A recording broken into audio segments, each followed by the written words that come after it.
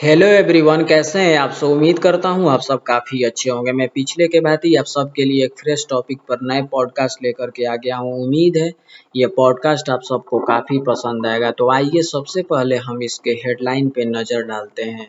इसका हेडलाइन है, अभी बहुत लेटेस्ट है ये, इसको जानना आप सबको, हम सबको और हर धर्म से जुड़े लोगों को इससे जानना काफ़ी ज़रूरी है, क्योंकि धर्म का ही एक मुद्दा है और देश ही नहीं विश्व के सभी लोगों को इसके बारे में जानना चाहिए, क्योंकि ये एक ऐतिहासिक फैसला है। तो आइए इस पे नज़र डालते हैं।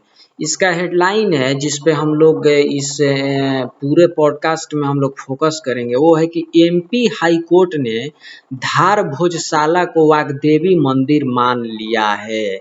वो फाइनल रिजल्ट बता दिया है कि भोजशाला मंदिर ही था। तो अब इस पे हम लोग चर्चा करेंगे, आखिर ये क्या है, भोजशाला क्या है, इस सारे चीज़ों का जवाब इसमें आपको मिलेगा। मध्य प्रदेश के धार जिले में स्थित भोजशाला एक ऐतिहासिक और धार्मिक स्थल है, जिसको लेकर कई दशकों से विवाद चलता आ रहा है। हाल ही में मध्य प्रदेश हाई कोर्ट की इंदौर खंडपीठ द्वारा की गई टिप्पणियों और सुनवाइयों ने इस विवाद को फिर राष्ट्रीय चर्चा में ला दिया है। अदालत ने सुनवाई के दौरान भोजशाला को वाग्देवी मंदिर मानने से जुड़े ऐतिहासिक तथ्यों, जैसे कि तथ्यों को हम लोग छुपे हुए रहस्य कहते हैं और होता भी है। पुरा पुरातात्विक जो चीज़ है वो क्या है कि साक्ष्यों पर गंभीरता दिखाई, जिसके बाद यह मामला और अधिक महत्वपूर्ण बन गया। भोजशाला है क्या? भोजशाला एक प्राचीन संरचना है जिसे कई इतिहासकार राजा भोज के समय से जोड़ते हैं।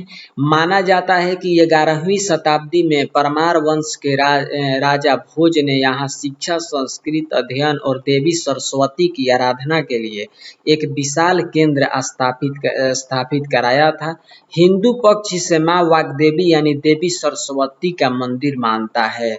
दूसरी ओर मुस्लिम पक्ष इसे कमाल मौला मस्जिद कहता है और दावा करता है कि यह सदियों से नमाज की जगह रही है। इसी दोहरे दावे के कारण भोजशाला लंबे समय से संवेदनशील विवाद का एक बहुत बड़ा केंद्र बनी रही।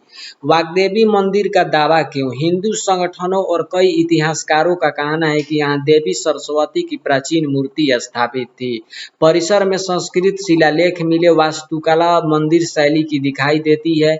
कई स्तंभों और दीवारों पर हिंदू प्रतीक बने हुए हैं। पुरानी अंग्रेजी और भारतीय ऐतिहासिक पुस्तकों में इसे सरस्वती मंदिर बताया गया है।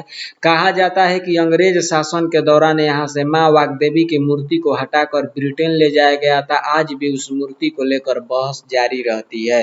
मुस्लिम पक्ष का क्या कहना है? इस टॉपिक में आपको जानना, हर कुछ जानना जरूरी है, हिंदू पक्ष को भी और मुस्लिम पक्ष को भी। मुस्लिम समुदाय का कहना है कि यह सदियों पुरानी मस्जिद है, यहाँ लंबे समय तक नमाज अदा की गई। ऐतिहासिक काल में संरचना का उपयोग इस्लामिक धार्मिक स्थल के रूप में हुआ।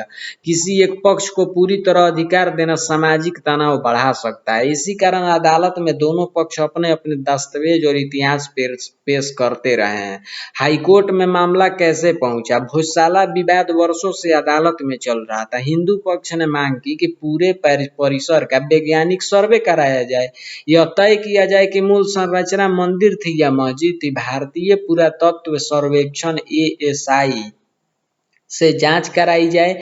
इसके बाद अदालत ने भारतीय पुरातत्व सर्वेक्षण यानी कि ASI को सर्वे के निर्देश दे दिए। ASI सर्वे में क्या मिला?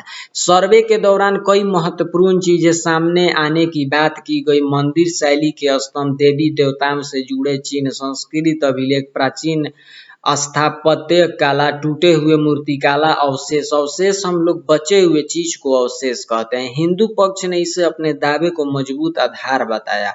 वहीं मुस्लिम पक्ष ने कहा कि केवल स्थापत्य के आधार पर निष्कर्ष नहीं निकाला जा सकता। हाईकोर्ट की महत्वपूर्ण टिप्पणी। सुनवाई के दौरान अदालत ने यह माना कि उपलब्ध ऐतिहासिक सामग्री और पुरातात्विक संकेत भोजशाला के वाग्देवी मंदिर होने की ओर इशारा करते हैं। हालांकि अंतिम कानूनी निर्णय और अधिकारों का प्रश्न अभी पूरी तरह समाप्त नहीं माना जाता। अदालत का मुख्य फोकस यह रहा है कि सच्चाई, ऐतिहासिक साक्ष्यों के सामने आए, कानून व्यवस्था बनी रहे, धार्मिक भावनाओं का सम्मान किया जाए। एएसआई की रिपोर्ट को गंभीरता से देखा जाए, भोजशाला विवाद इतना संवेदनशील क्यों है? यह मामला केवल जमीन या भवन का नहीं है, इसके पीछे धार्मिक आस्था, ऐतिहासिक पहचान, सांस्कृतिक विरासत, राजनीतिक बहस, पुरातात्विक प्रमाण जैसे कई पहलू जुड़े हुए हैं। भारत में पहले भी ऐसे विवाद देखे गए हैं जहां इतिहास और धार्मिक आस्था अदालतों तक पहुंचे। वर्तमान व्यवस्था क्या है? फिलहाल भोजशाला परिसर में प्रशासन द्वारा तय नियम लागू रहते हैं। हिंदू पक्ष को विशेष दोनों में पूजा की अनुमति, मुस्लिम पक्ष को तय समय पर नमाज की अनुमति, सुरक्षा बलों की तैनाती, एएसआई की निगरानी। हर शुक्रवार और विशेष धार्मिक अवसरों पर यहाँ प्रशासन आंतरिक सतर्कता बरतता है। राजनीतिक प्रभाव, भोजशाला मुद्दा अक्सर चुनावी राजनीति में भी चर्चा का विषय बन जाता है। कई हिंदू संगठन इसे मां वाग्देवी की मुक्ति का मुद्दा बताते हैं, जबकि कुछ राजनीतिक दल सामाजिक सौहार्द बनाए रखने की बात करते हैं। आगे क्या हो सकता है? आने वाले समय में एएसआई रिपोर्ट पर और बहस हो सकती है। अदालत अंतिम कानूनी स्थिति स्पष्ट कर सकती है। दोनों पक्ष सुप्रीम कोर्ट तक भी जा सकते हैं। केंद्र और राज्य सरकारों की भूमिका महत्वपूर्ण रह सकती है। भोजशाला विवाद भारत के उन मामलों में से है जहां इतिहास, धर्म, पुरातत्व और कानून एक साथ जुड़े हुए हैं। हाईकोर्ट की टिप्पणियों ने हिंदू पक्ष के दावों को नई मजबूती दी है, लेकिन अंतिम समाधान अभी भी न्यायिक प्रक्रिया के अधीन माना जा रहा है। यह मामला केवल एक इमारत का नहीं, बल्कि भारत की ऐतिहासिक विरासत और धार्मिक संवेदनशीलता का प्रतीक बन चुका है। तो उम्मीद है कि ये जो एमपी हाई कोर्ट ने धार भोजशाला को वाग्देवी मंदिर माना है, इसके बारे में इस पॉडकास्ट के माध्यम से आप काफ़ी विस्तृत जानकारी जुटाए होंगे।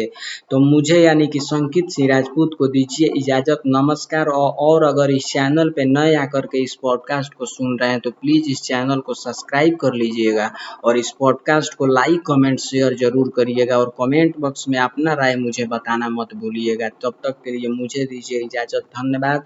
जय हिंद, जय भारत।